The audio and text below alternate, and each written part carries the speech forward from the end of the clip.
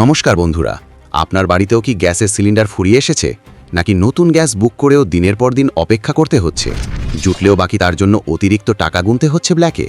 যদি আপনার সাথেও এমনটা ঘটে থাকে তাহলে আপনি একা নন। আজকের দিনে দাঁড়িয়ে পশ্চিমবঙ্গ সহ গোটা দেশের সাধারণ মানুষের একটাই প্রশ্ন, হঠাৎ করে মার্কেট থেকে রান্নার গ্যাস বা এলপিজি ভ্যানিশ হয়ে গেল কেন? হ্যাঁ বন্ধুরা, রাজ্যের চারদিকে এখন শুধুই গ্যাসের হাহাকার।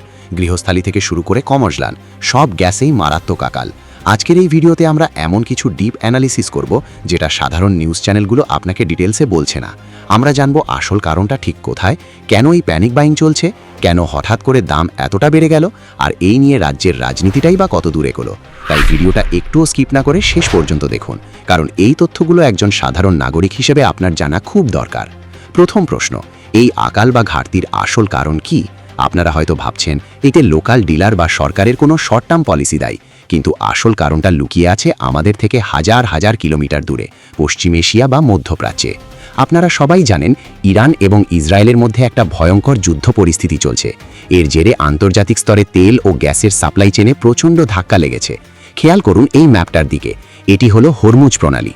বিশ্বের প্রায় 1/3 লিকুইড ন্যাচারাল গ্যাস, এলএনজি ও তেল এই সরু জলপথ দিয়েই জাহাজে করে আসে। যুদ্ধের কারণে এই রাস্তা এখন প্রায় ব্লক। এবার আসি ভারতের ব্যাপারে। আমাদের দেশে যত এলপিজি লাগে তার প্রায় 60% বেশি আমরা বিদেশ থেকে আমদানি করি। তাই যখনই হরমুজ প্রণালীতে সাপ্লাই বন্ধ হয়েছে, ভারতের মার্কেটে তার ডাইরেক্ট ইম্প্যাক্ট পড়েছে। গ্যাস আসছে না, কিন্তু চাহিদা তো আর কমছে না। আর এই সাপ্লাই ডিমান্ডের গণ্ডগোল থেকেই সৃষ্টি হয়েছে এই ভয়ঙ্কর আকাল। আন্তর্জাতিক কারণ তো বুঝলাম, কিন্তু এর জেরে এখন আমাদের পশ্চিমবঙ্গের রাস্তায় কি ঘটছে প্যানিক বাইং। মানুষ ভয় পেয়ে গেছে যে কাল থেকে বোধহয় আর গ্যাস পাওয়াই যাবে না। যাদের বাড়িতে এখনো 10 দিন গ্যাস চলতো তারাও আজই গিয়ে এজেন্সির সামনে লাইন দিচ্ছেন। হেল্পলাইন নম্বরগুলো কাজ করছে না বা ব্যস্ত বলছে, এজেন্সিতে গিয়েও লাভ হচ্ছে না। কিন্তু এর মধ্যে সবচেয়ে ভয়ঙ্কর বিষয়টা হলো কালোবাজারি। এক শ্রেণীর অসাধু ব্যবসায়ী মানুষের এই বিপদের সুযোগ নিচ্ছে। 939 টাকার গ্যাস অনেক জায়গায় 1200 বা 1500 টাকায় ব্ল্যাকে বিক্রি হচ্ছে বলে অভিযোগ উঠছে। এবার আসি দাম বৃদ্ধির কথায়। কিছুদিন আগেই ঠিক 7ই মার্চ কেন্দ্র সরকার হঠাৎ করে ডোমেস্টিক গ্যাসের দাম 60 টাকা আর কমার্শিয়াল গ্যাসের দাম 114 টাকা 50 পয়সা বাড়িয়ে দিয়েছে। কলকাতায় এখন একটা 14.2 কেজি ডোমেস্টিক সিলিন্ডারের দাম গিয়ে দাঁড়িয়েছে 939 টাকায়। একটা সাধারণ মধ্যবিত্ত পরিবারের কাছে এই দামটা কত বড় বোঝা সেটা আপনারা নিশ্চয়ই অনুমান করতে পারছেন।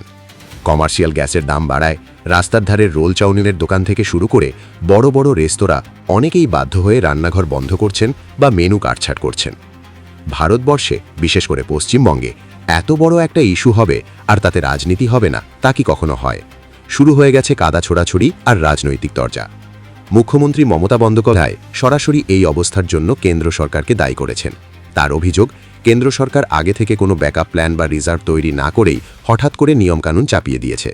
তিনি নবান্নে গ্যাস ডিলারদের সাথে ইমার্জেন্সি মিটিং করেছেন এবং নির্দেশ দিয়েছেন যে রাজ্যের রিফাইনারিগুলোতে যে গ্যাস তৈরি হচ্ছে সেটা যেন আপাতত রাজ্যের বাইরে না পাঠানো হয়। এমনকি নারী দিবস থেকে তিনি এই নিয়ে রাস্তায় নেমে আন্দোলনের ডাকও দিয়েছেন। অন্যদিকে কেন্দ্র সরকার ও তেল কোম্পানিগুলোর বক্তব্য কি? তারা বারবার প্রেস রিলিজ দিয়ে বলছে যে মানুষ যেন আতঙ্কিত না হন। তাদের দাবি, গৃহস্থালীর সাপ্লাইকে সবার আগে অগ্রাধিকার দেওয়া হচ্ছে। কালোবাজারি রুখতে রাজ্য পুলিশকে কড়া পদক্ষেপ নিতে বলা হয়েছে। পাশাপাশি বিকল্প দেশ থেকে গ্যাস আমদানির চেষ্টাও চলছে বলে তাদের দাবি। কিন্তু গ্রাউন্ড রিয়ালিটি হলো সাধারণ মানুষের ভোগান্তি কমছে না। যুদ্ধ কবে থামবে কেউ জানে, মিলিটারি জানে না। রাজনীতিও নিজের গতিতে চলবে, কিন্তু আপনার আমার পেট তো আর রাজনীতি বুঝবে না। তাই পশ্চিমবঙ্গের বহু মানুষ এখন বিকল্প রাস্তা খুঁজছেন। বাজারে হঠাৎ করে ইন্ডাকশন ওভেন বা ইলেকট্রিক চুলার ডিমান্ড 3 গুণ বেড়ে গেছে। অনেক ইলেকট্রনিক্স দোকানে ইন্ডাকশন আউট অফ স্টক। যাদের বাড়িতে পুরনো কেরোসিন স্টোভ বা ঘুঁটে কয়লার উনুন ছিল তারা আবার সেগুলো ধুলো ঝেড়ে বের করছেন।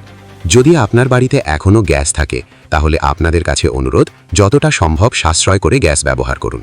অকারণে গ্যাস জ্বালিয়ে রাখবেন না। আর যারা কালোবাজারি করছে তাদের থেকে ব্ল্যাকে গ্যাস কিনে তাদের আরও উৎসাহ দেবেন না। দরকার হলে হেল্পলাইনে বা লোকাল থানায় কমপ্লেন করুন।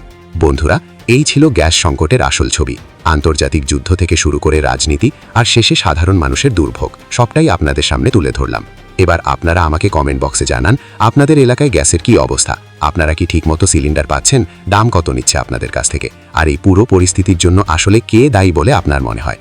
ভিডিওটা ইনফরমেটিভ লাগলে অবশ্যই একটা লাইক করুন আর আপনার আত্মীয়স্বজন ও বন্ধুদের সাথে হোয়াটসঅ্যাপে শেয়ার করুন, যাতে তারাও আসল তথ্যটা জানতে পারে এবং অযথা প্যানিক না করে। আর এরকমই সব গুরুত্বপূর্ণ খবরের আপডেট এবং ডিপ অ্যানালিসিস পাওয়ার জন্য চ্যানেলটাকে সাবস্ক্রাইব করে বেল আইকনটা বাজিয়ে রাখুন। ভালো থাকবেন, সুস্থ থাকবেন। দেখা হচ্ছে পরের ভিডিওতে। নমস্কার।